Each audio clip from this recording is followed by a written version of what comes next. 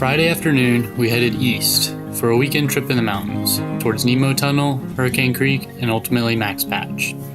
After a few rainy hours on the interstate, we caught up with the rest of the group at the Lily Pad Hop Yard, a brewery and food truck that serves great food and drinks.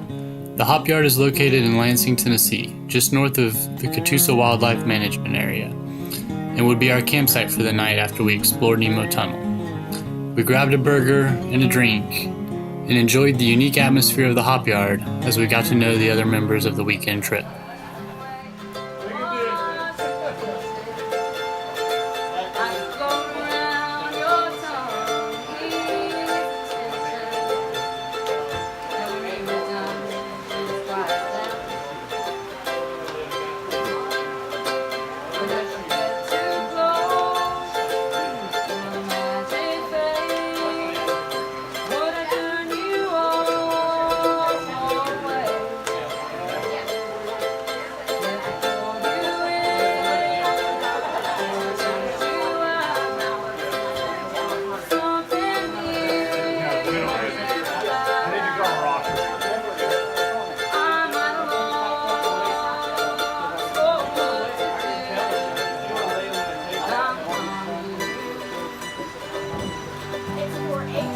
After we finished our burgers, the group headed out to make the short drive to Nemo Tunnel.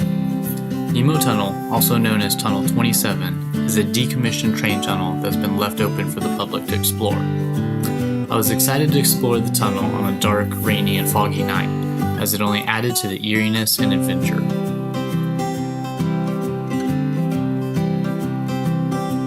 The tunnel is about a third of a mile long and can have up to 1.5 feet of water in it depending on how much rain you've gotten, but it should be easily traversable in any four-wheel drive vehicle.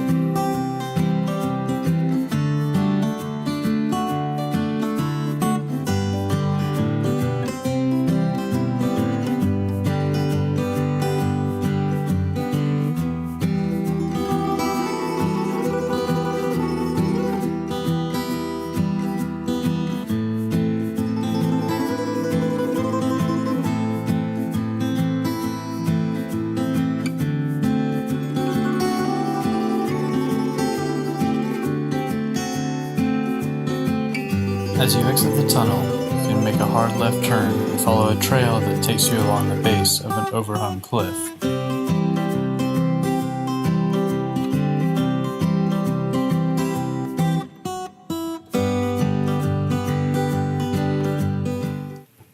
After Nemo Tunnel, we returned to the Hop Yard, where many of us spent the night in the back seats of our trucks to avoid the soggy, wet ground.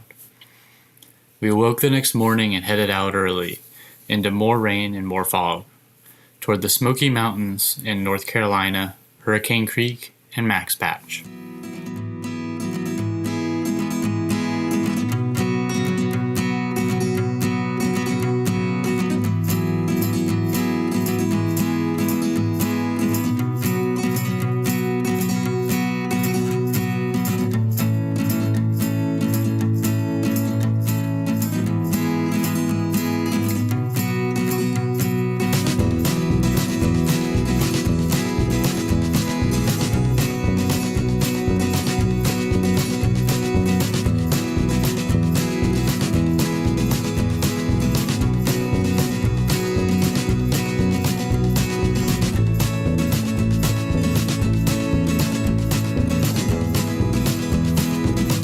We were able to make quick work out of the 2.5-hour drive between the Lily Pad Hop Yard and the beginning of Hurricane Creek.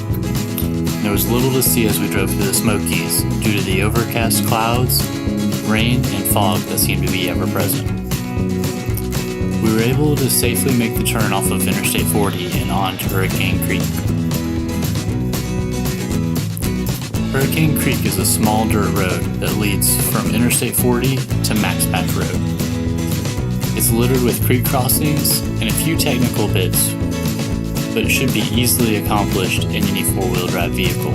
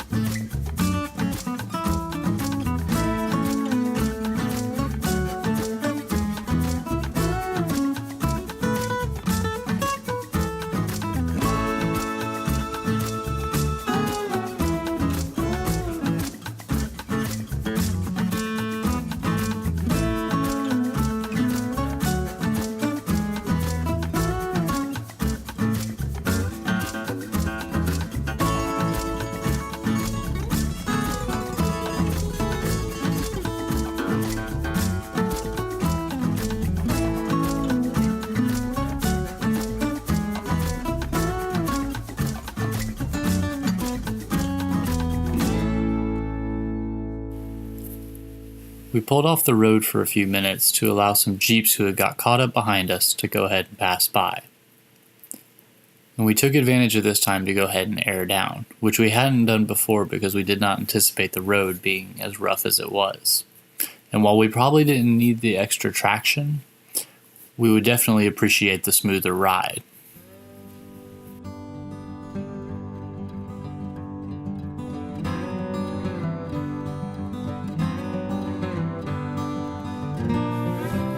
As we prepared to head out, we found a small creek crossing that would allow us to get back to the main road. And of course, we had to take advantage of it.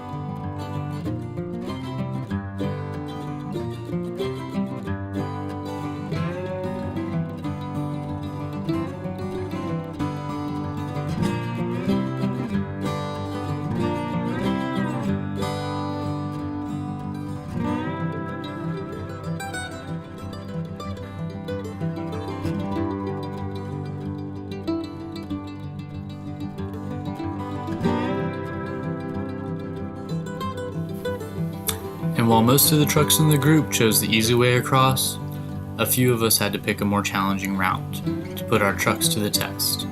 And while it didn't challenge the capabilities of any of the vehicles that tried it, it did provide a little more entertainment.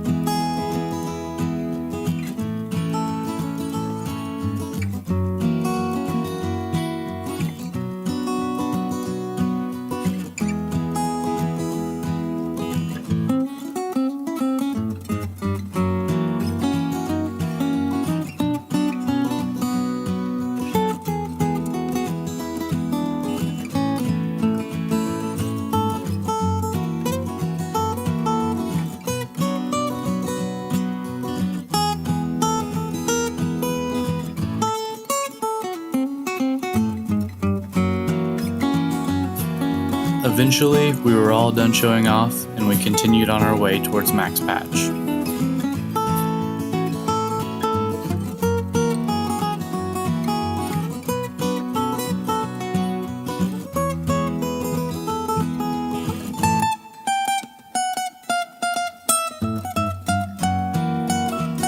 As we made our way up the mountain and towards Max Patch, the fog grew thicker and thicker. When we arrived at Max Patch, there was nothing to see but a dense white wall. What would normally be a 360-degree view of the mountains was nothing but fog.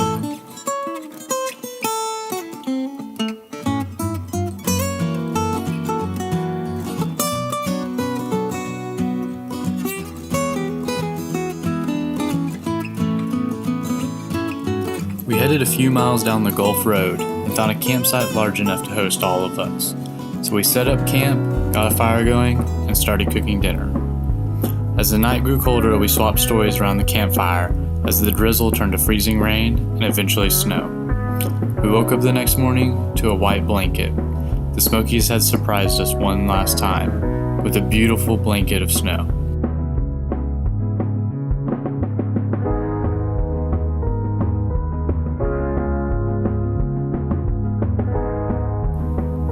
We made our way down Gulf Road toward Interstate 40 and eventually home. We were able to enjoy the snow-covered hillsides surrounding us as we wound through the mountains. The sun finally burned off the overcast clouds and the fog, and we were able to enjoy the views the Smokies are so known for.